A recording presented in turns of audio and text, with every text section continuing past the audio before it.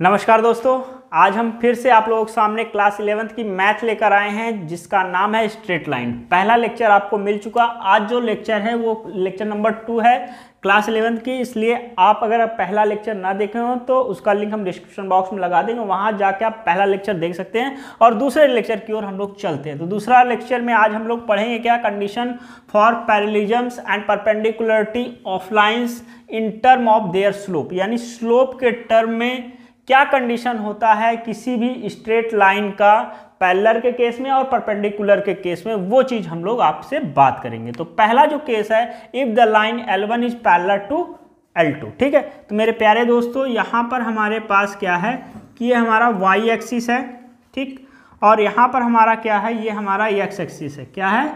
x axis है, ठीक है। कोई दिक्कत, कोई परेशानी? तो यहाँ पर हमारे पास एक लाइन ये है जिसको हम लोग L1 लाइन बोलते हैं, और दूसरी लाइन हमारे पास ये है जिसको हम लोग L2 लाइन बोलते हैं। ये L1 और L2 हमारे पैरेलल लाइंस है।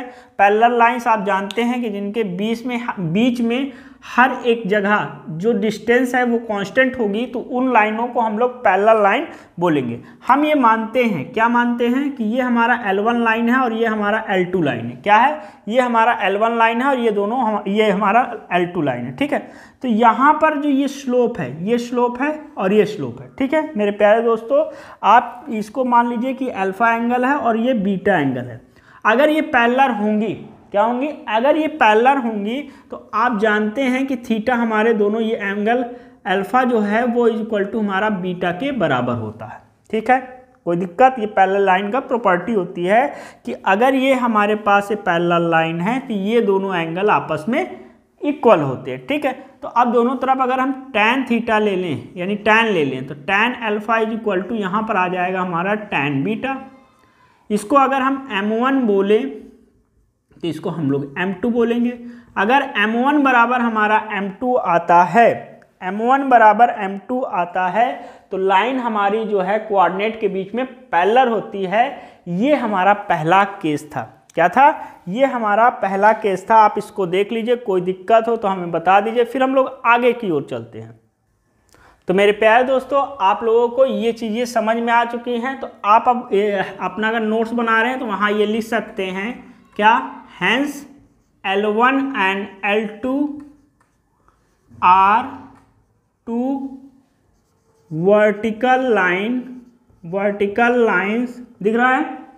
L1 and L2 are two vertical lines are parallel,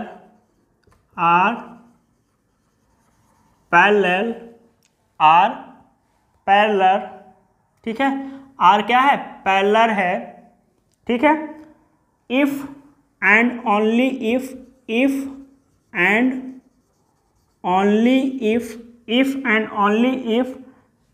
their slopes are equal, ठीक है। हमारा जो ये दोनों लाइन है वो पैरेलल तब होंगी जब इनके स्लोप हमारे इक्वल होंगे। तो मेरे प्यारे दोस्तों, इसकी स्क्रीनशॉट ले लीजिए, फिर हम केस नंबर 2 पे चलते हैं। तो दोस्तों, आपने इसको नोट कर लिया होगा। हम लोग केस 2 पे चलते हैं। केस 2 क्या है, आइए उस पर बात करते हैं। तो केस नंबर 2 हमारा क्या है, यहां लिखिए case number 2, if the lines L1 and L2, if the line L1 and L2 are perpendicular, ठीक है। हमारा L1 और L2 लाइन अगर परपेंडिकुलर है, मेरे कहने का मतलब है कि मान लीजिए कि ये हमारे पास y एक्सिस है और ये हमारे पास x एक्सिस है। कोई दिक्कत है, परेशानी है? नहीं है। तो यहाँ पर हमारे पास ये एक लाइन है, ये लाइन है, ठीक, और दूसरी हमारे पास लाइन है, ये दूसरी लाइन हमारी क्या है, दूसरी लाइन मान लीजिए ये है, ये हमारे पास लाइन गई, ठीक है। ये L1 लाइन है और ये हमारे पास L2 लाइन है। तो कह रहा है ये एक दूसरे के ऊपर परपेंडिकुलर का मतलब है कि ये हमारा 90 डिग्री है तो ये भी हमारा 90 डिग्री होगा।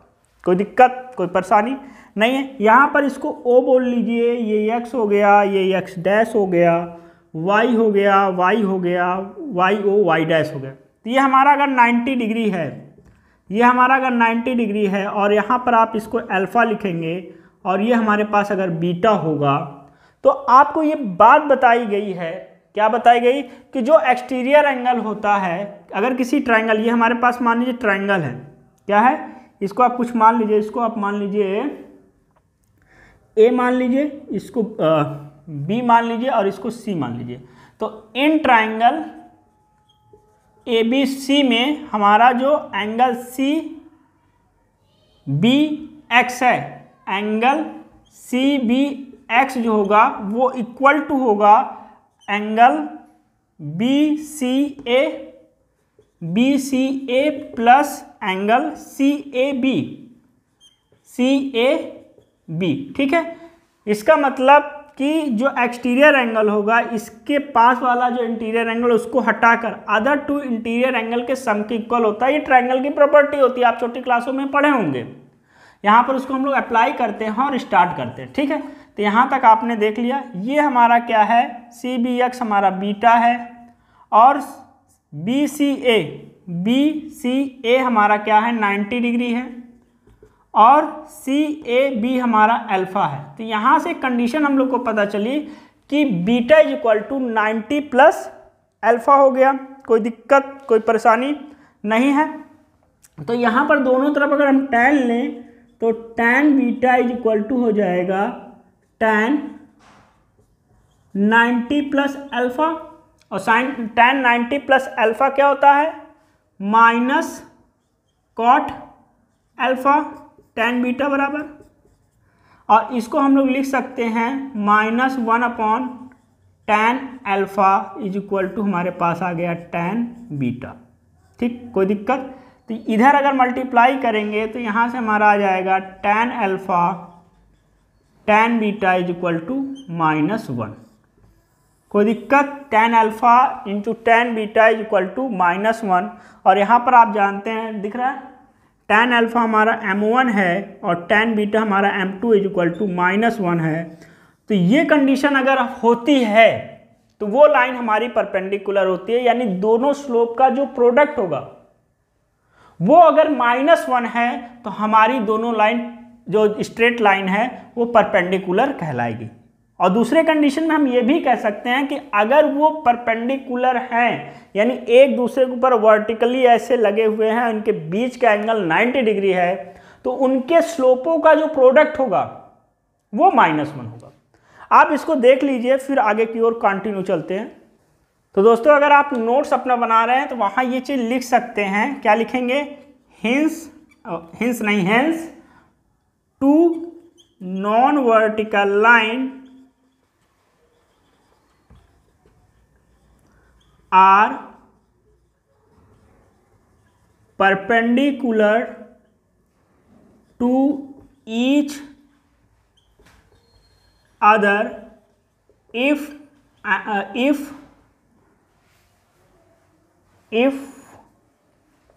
and only if their slope are reciprocal to each other, reciprocal of each other, reciprocal of each other, ठीक है मेरे प्यारे दोस्तों। तो यहाँ पर क्या है कि हमारा दो नॉन वर्टिकल लाइंस जो हैं वो परपेंडिकुलर होंगे एक दूसरे से, केवल और केवल तभी होंगे जब उनका स्लोप जो है एक दूसरे का रेसिप्रोकल होगा, ठीक है। यानी यहाँ से आप ये भी लिख सकते हैं, क्या लिख सकते हैं, m is equal to -1/m2, m1 is equal to -1/m2। अगर यहाँ पर एक चीज़ और भूल गए थे, इसको लिख लीजिए, negative reciprocal of each other, ठीक है। फिर से सुन लीजिए। तो दोस्तों एक बार आप फिर से सुन लीजिए, hence two non vertical lines are perpendicular to each other if and only if their slope are negative reciprocal of each other. ठीक है, तो अगर ये कंडीशन होता है तो हमारी दो लाइन जो L1 और L2 हैं वो एक दूसरे पर परपेंडिकुलर होंगी। तो मेरे दोस्तों ये आपको समझ में आ चुका होगा। अभी तक जो चीजें हमने पढ़ाई हैं उस पर हम कुछ क्वेश्चंस करा दे, फिर हम लोग आगे की ओर बात करते हैं। तो इसको हम रफ कर देते हैं और अभी तक जो बताए हैं उस पर एक क्वेश्चंस करा देते हैं। तो आप लोग के पास अगर एनसी है तो अभी हम बता देंगे पेज नंबर, उस पेज नंबर को खोलकर वहां पर क्वेश्चंस लिखा हुआ है और हम बोर्ड पे भी उस क्वेश्चंस को लिखे दे रहे हैं, क्योंकि हम इस समय आपको एनसीईआरटी बेस्ड आपके एग्जाम के पॉइंट ऑफ व्यू से पढ़ा रहे हैं। तो आपको केवल उतनी ही बातों को बताएंगे जो आपके एग्जाम में महत्वपूर्ण है और जो आपके एग्जाम में पूछी जाती है। तो देखिए आप एनसीईआरटी के पेज नंबर 207 खोलिए। क्या खोलिए? पेज नंबर 207, 207 पेज नंबर पे एग्जाम्पल नंबर फर्स्ट है। वो क्वेश्चंस हम पहले आपको समझा दें और करा दें। यहाँ पर क्या लिखा हुआ है अगर आप देख रहे होंगे तो फाइंड द स्लोप, क्या लिखा है? Find the slope of the line, find the slope of the lines, ये है। और यहां पर पहला क्वेश्चन हमारा क्या है? Passing through the points 3, -2 and -1, 4। ठीक है, तो ये हमारे पास क्वेश्चन है कि हमें इसका स्लोप फाइंड करना। हमारे पास एक लाइन है, find the slope of line, line का स्लोप फाइंड करना जिसमें हमको 2 पॉइंट दिया हुआ है। तो मेरे प्यारे दोस्तों इसके पहले जो हमने लेक्चर्स लिया था उसमें आपको इसका कॉन्सेप्ट बताया था कि किसी भी लाइन में अगर 2 पॉइंट दिया हुआ है, मान लीजिए ये हमारे पास x1 दिया है और ये हमको y1 हो गया, ये हमारा x2 हो गया और ये हमारा y2 हो गया। 2 पॉइंट्स अगर दिए हों तो उस कंडीशन में स्लोप कैसे निकालते हैं, ये बातें हमने आपको उस वाले कॉन्सेप्ट में बताई थी कि उसके लिए स्लोप का formula m = y2 - y1 / x2 - x1 होता है। ठीक है, कोई दिक्कत, कोई परेशानी नहीं है। तो यहाँ पर हमारा होगा क्या? यहाँ पर हमारा होगा क्या कि y2 हमारा क्या है? y2 हमारा 4 है और y1 कितना है? -2। x2 हमारा कितना है? -1 और x1 हमारा कितना है? 3 है।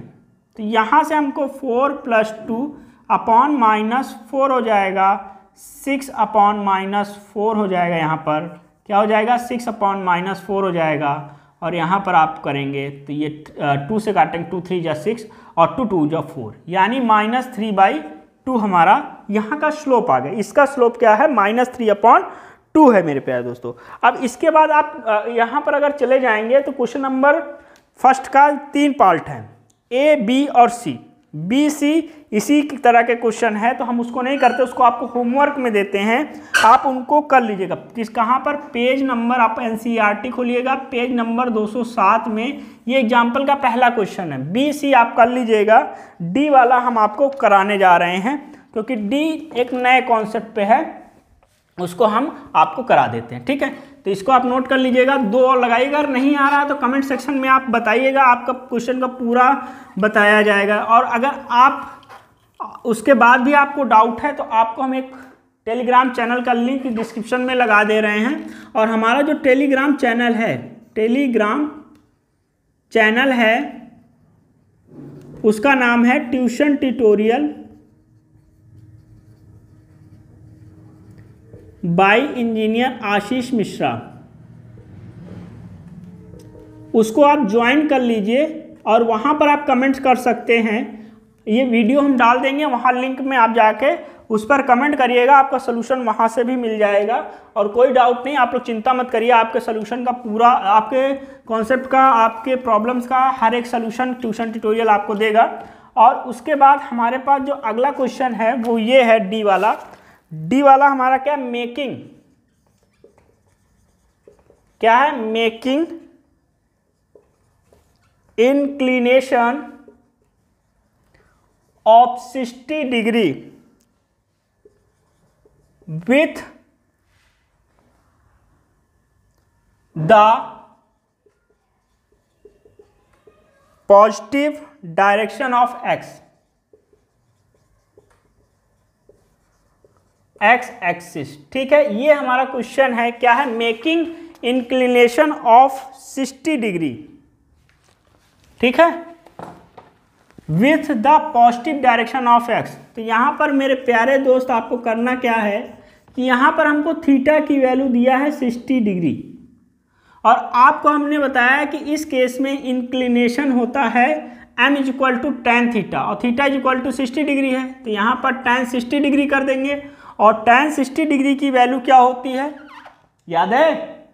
नहीं याद है तो जाके याद करिए। tan 60 डिग्री की वैल्यू होती है √3। तो यहाँ से स्लोप की वैल्यू हो जाएगी √3। तो मेरे प्यारे दोस्त आज हम यहीं तक रहेंगे, अगले कॉन्सेप्ट को हम कल लाएंगे। और आप कमेंट सेक्शन में ये भी बताइए क्या बड़ी वीडियो आपको ला दे तो आप देखेंगे, क्योंकि हम छोटे छोटे वीडियोस ला रहे हैं जिससे आप लोगों का जो कंसंट्रेशन है वो बना रहे, आप लगातार उसको देखते रहें, क्योंकि आपका कंसंट्रेशन भी तो बनना जरूरी है। और जो भी और प्रॉब्लम होगी उसको कमेंट सेक्शन बताइएगा, उस आपके प्रॉब्लम्स को ली जाएगी और उसको और भी बेहतर लगातार किया जाएगा। आपकी टीचिंग, आपकी जो मैथ की प्रॉब्लम्स है, अदर सब्जेक्ट की प्रॉब्लम्स है, उसको धीरे धीरे हम यहाँ पर कवर कराएंगे।